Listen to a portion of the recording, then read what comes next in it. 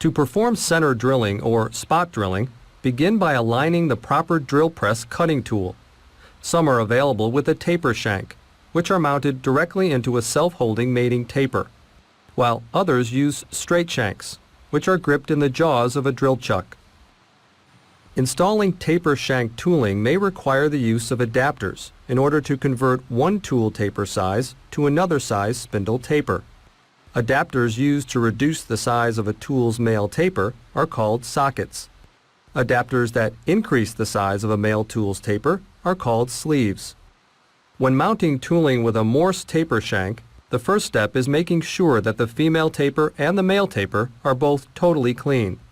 Insert the male taper into the female taper, then rotate to align the tang. At this point, don't let the tapers lock together when the tang drops into the slot. Next, retract the male taper about an inch or two, and then, without rotating the tool, forcefully push the two tapers together.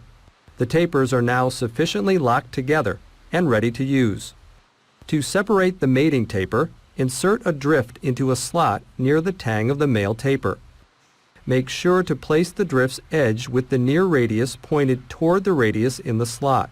Next, grasp the tool to prevent it from falling, and tap the drift with a hammer to release the tool. Drill chucks are mounted to the spindle in the same way as other taper shank tooling. Once installed, they allow for a variety of straight shank tooling to be secured for use.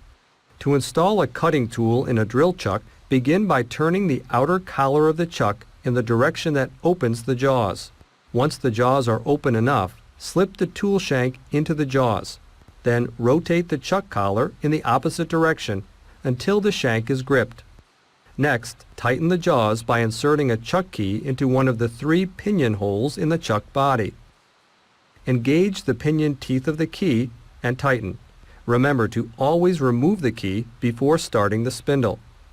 To remove the tool from the drill chuck, go through the installation process in reverse.